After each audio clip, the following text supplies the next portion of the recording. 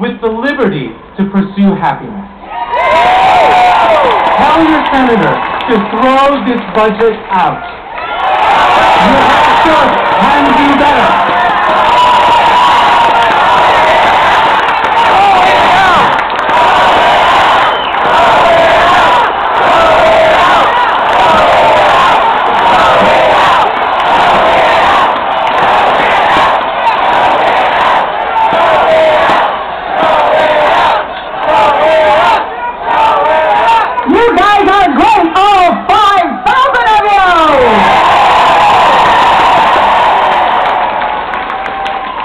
And now another special speaker, Bishop Gene Robinson, the Episcopal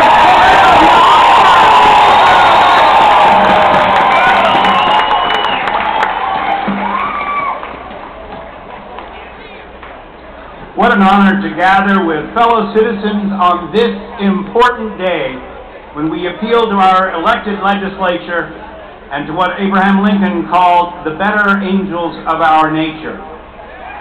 So some closing thoughts in this rally. In the Gospel of Luke, Jesus tells the story of a rich man who finds himself in hell. Having died a prosperous and happy man, he does not comprehend what brought him to that terrible place. And he is made to see a poor man, now in heaven, who had tried to survive on the scraps that had fallen from the rich man's table. Here in history's most prosperous country on earth, and in one of its wealthiest states, we, the privileged, are attempting to pay for the consequences of the recent collapse of the economy that made us rich by taking it out on the poor, the elderly, the young, the disabled, the mentally ill, and our needy veterans. And just for good measure, we demonize state workers, scapegoating them to balance our budget partly on their backs.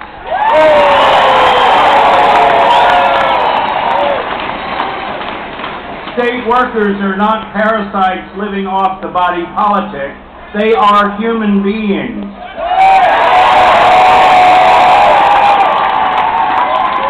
Our public servants are members of our community of citizens, public servants with families to feed and provide for. I'm married to one of those state workers, and I know the uncompensated extra hours he and others put in to get the job done.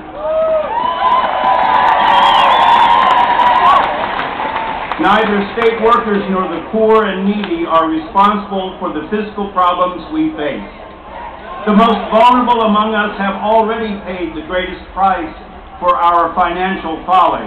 They should not bear the brunt of fixing a problem they did not create. We should.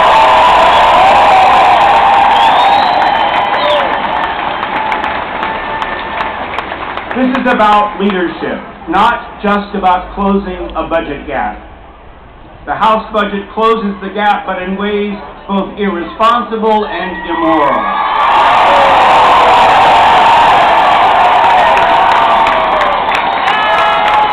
We now look to the Senate to lead in a way both responsible and moral, both prudent and compassionate, by starting over. They can and we can do better.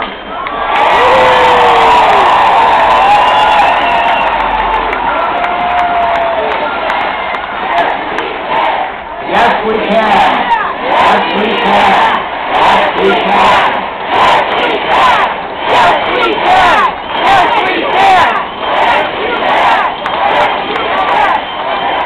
I don't know about you, but I want to live in a state that collectively cares for its most vulnerable, where through my taxes I willingly and, yes, even gladly contribute some of my wealth to those in need, so that we all might enjoy prosperity and well-being.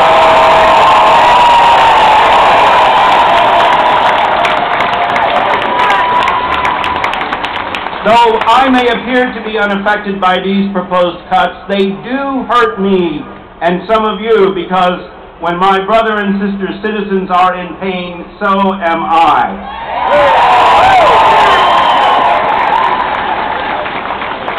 New Hampshire cares. Really? Then let's make it so. New Hampshire's motto about living free does not mean living free of responsibility for my neighbor. And let's be clear. God helps those who help themselves is not in the Bible.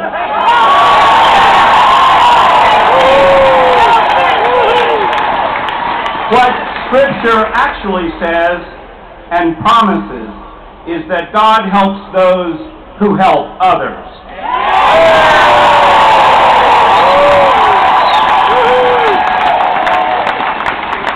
We can do this. We have the resources here in New Hampshire to make this right, and it only takes our collective will to do so. So now, the hard work begins. Each of us, each one of you, must go home and call your senator and say, "Not in my name. Don't pass this budget in my name. I want to give more so that others might live."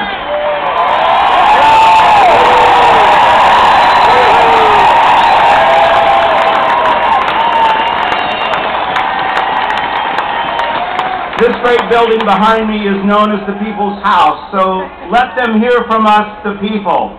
Tell them we do not want an attitude of, "I'm okay, so to hell with you."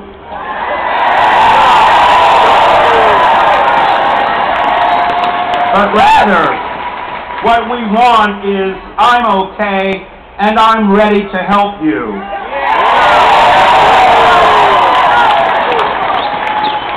We can do this. New Hampshire can do better, and the time is now. Let's get to work.